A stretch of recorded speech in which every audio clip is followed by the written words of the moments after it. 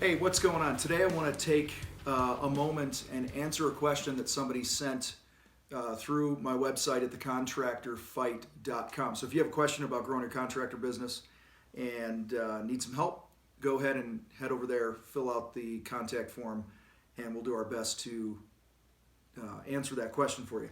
So I have a contractor who I'll keep anonymous for the sake of our talk here today. But I had this message that said, hey, I own a small landscape business. I finally hired one part-time person. I had a new construction landscape project handed to me by a bank president. So somehow, some relationship, president of the bank goes, hey, here's this project, we want you to do it. It's way out of my experience now and manpower, so I hired somebody else that I've been working with for years. And they gave me an estimate. Okay, so here's the situation. Here's this project, not in their area of expertise, so they're looking to sub it out, right? They're going to sub it out. Here's my question, Tom. What percentage is appropriate for me to tack on for my share of the project? Any feedback would be great, thanks, and you're amazing and awesome and all that other stuff. So, not really, I just made that part up. So here's the deal. I thought about this over the last a couple hours when I got this. And so here's the situation. How much should I mark up on something that's not my expertise?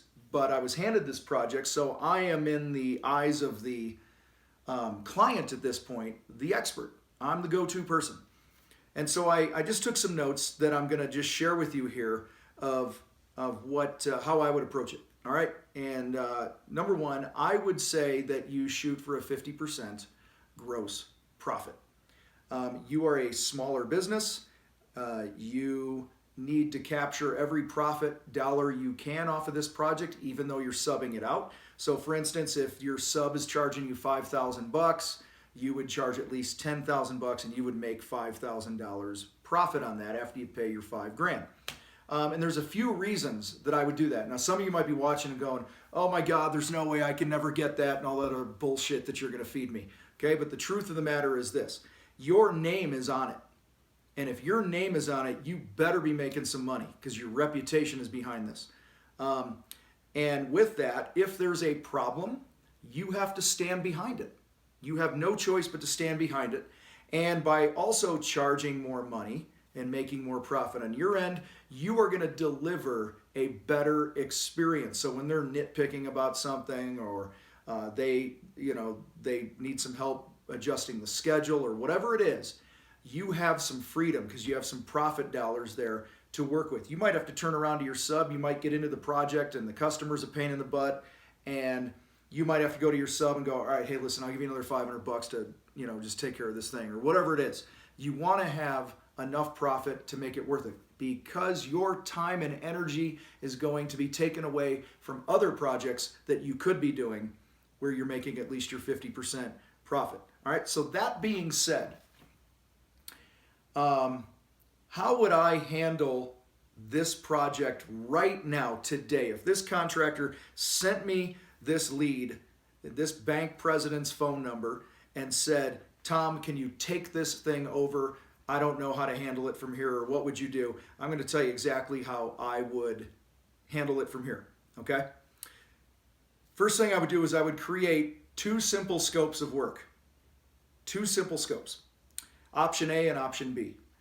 Now, I'm not typing up a proposal. I'm not doing a drawing. I'm taking a legal pad, a napkin, or a stone tablet, and I'm chiseling some notes on it, just going, all right, here's option A, and on option A, I'm going to paint this amazing picture for them. I'm going to say, hey, listen, we could, in option A, it's all the bells and whistles. And, I'm going to put a price point, I don't know, based on the numbers we were working with before, right? I'm going to put 20 to 30 grand on there. And then option B is going to be that base scope of work that I had the original discussion with the client. Marked up, with that 50% that we were talking about. So that means whatever they're charging you, you double it, okay? And then I would call the guy and say this. I would call the client and I would say, hey, Bob, it's Tom. I'm dialing a few things in here with the proposal that you wanted me to send you by the end of this week. And I've come up with a couple options for you that I think will be pretty sweet and kind of blow your mind here. One option is this.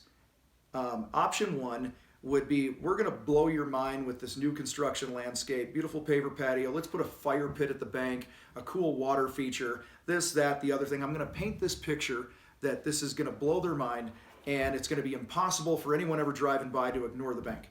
And that's going to be $20, $30, $50, $80,000. I don't know, bracket it with a couple numbers. And something like that, Bob's going to be, $40,000 to $50,000. Or the other option, Bob, is we had talked about the other option is the stuff that we had already talked about. Plus, I put another couple options in there for you. I'm going to put another couple options in there for some landscape lighting or some other stuff. And that option is $15,000 to $20,000. Here's the key question: which of these makes sense for us to focus on, for me to get worked up and send over to you? And then shut your mouth. That's how I would handle it. Okay? Because one of a couple things are going to happen. The bank president, or the client in this case, is going to say to you, well, there's no way in God's green earth we're going with option A. I asked you just for a simple landscape thing here for blah, blah, blah. So that one's off the table. And then he's naturally going to say, so let's talk about the other option, option B, which was the base scope of work and the options. Okay? And then you're going to follow it up and you're going to go, okay, so yeah, that option, that lower option, Bob, was 15 to 20 grand or whatever it is. Does it make sense for us to focus on that, to design this thing and figure out what we're going to do?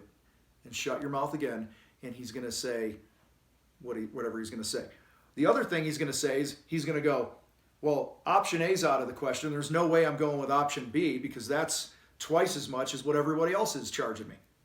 Okay, because he probably got some other bids or whatever it is.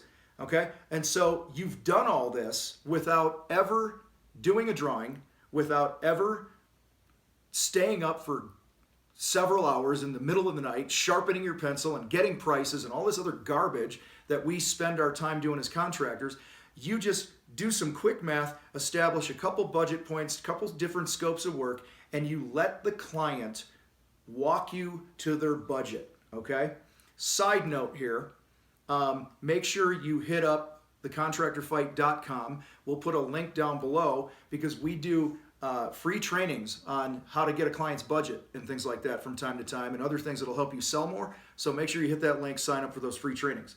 So listen, this huge takeaway that I hope this contractor gets from this, of how I would handle this and all this other stuff, is there's really two things here. Number one, you have a great opportunity here to set the table with confidence that you are the industry expert at what you do. Whether or not this type of project is in your wheelhouse, you're still the resource. You're the expert. And you, by being confident, by taking control, by charging enough money, you are setting the bar high enough to position yourself in this client's mind as the rock star, as the go-to person, not as the local schmuck who's pulling up in some beater truck and barely has any insurance, okay, for his business. Second thing, huge takeaway I hope you get here is you don't have to type anything up yet. You don't have to waste your time and stress out typing a dang thing up unless it makes sense to. Because if that client comes back and says, yeah, that $15,000 to $20,000 option sounds great, you say, all right, cool, well, what do you think we should do next? And he's going to say, hey, well, type it up and I'll run it by the board for approval.